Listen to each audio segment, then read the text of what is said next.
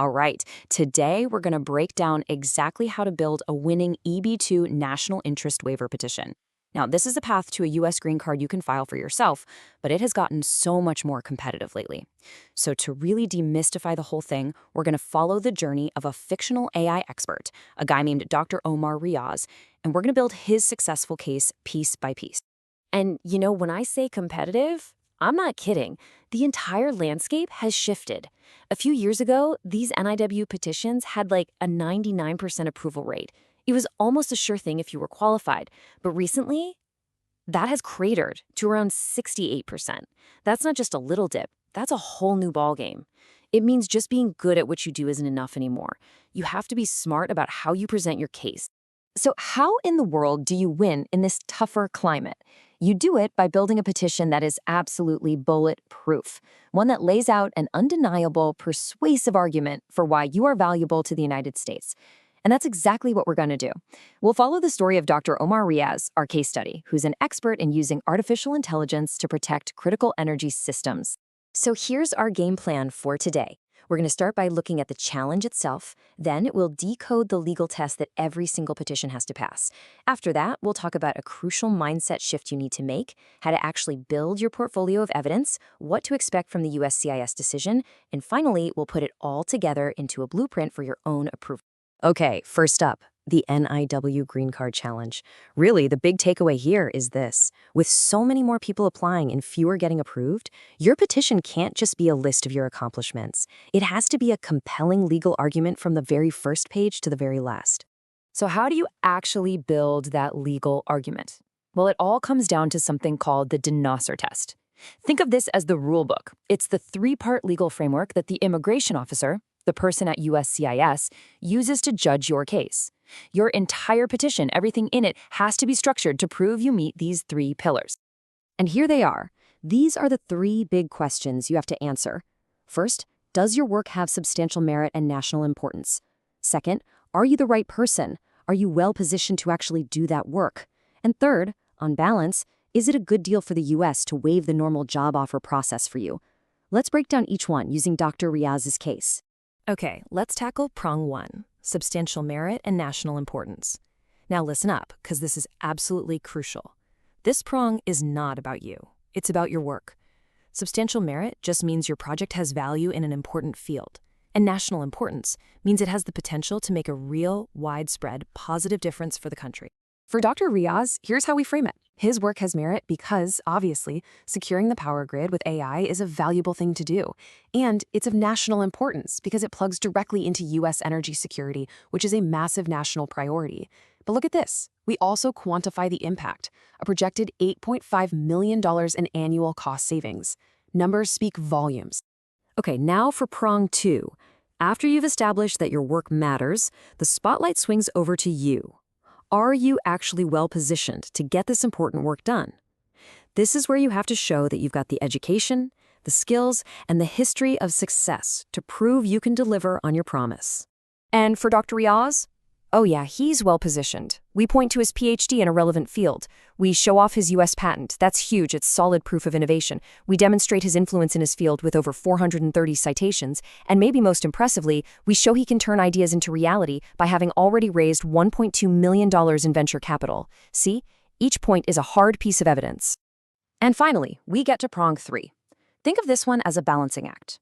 Usually, for a green card through a job, an employer has to prove they couldn't find a U.S. worker. This prong basically asks the government to weigh that process against the unique value you bring.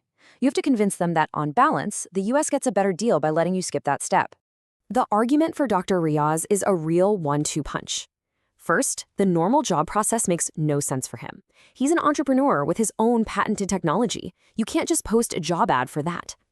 Second, his work is urgent. Protecting the energy grid isn't something that can wait. The long, drawn-out labor certification process would actually harm the national interest. Now, we've got the legal framework down, but before we go any further, we have to talk about the single biggest, most fatal mistake that people make. It's all about failing to adopt an impact-focused mindset. Here's the bottom line. USCIS doesn't care that you have a PhD or a bunch of awards. They care about what tangible benefit your work provides to the United States. And this slide just lays it out perfectly. A weak argument just states a fact.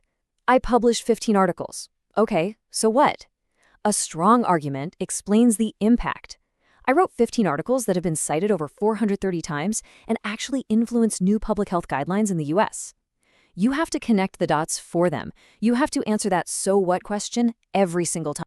So, with that impact-focused mindset, it's time to actually build your evidence portfolio.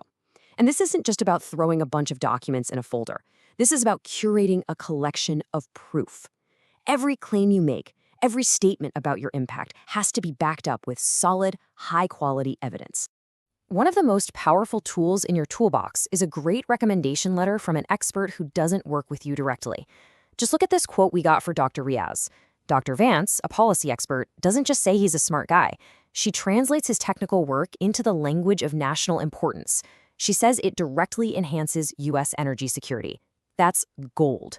And how you organize all that amazing evidence is just as important as what's in it. You have to remember the officer reviewing your case is swamped.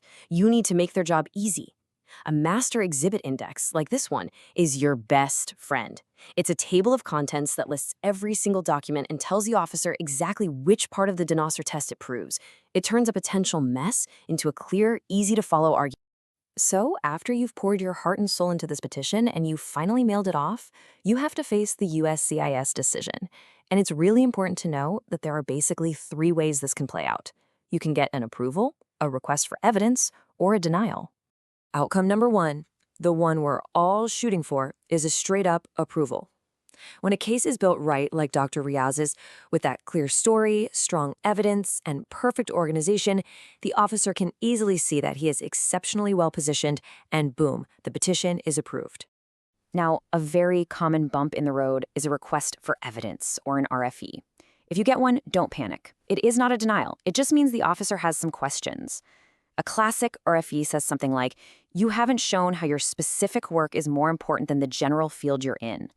They're asking you to prove why you are special, not just your area of expertise. And then there's the denial. It happens, and it's often because of a classic avoidable mistake. For instance, a lot of people argue that there's a labor shortage in their field, but that's not enough to win an NIW. The government's position is clear. A general labor shortage is what the regular labor certification process is for, not this special waiver. Okay, let's bring this all home. We've walked through Dr. Riaz's entire successful case, so now we can pull out the most important lessons and create an actionable blueprint for your own petition. These are the core principles that make all the difference. Here it is, your blueprint. 1.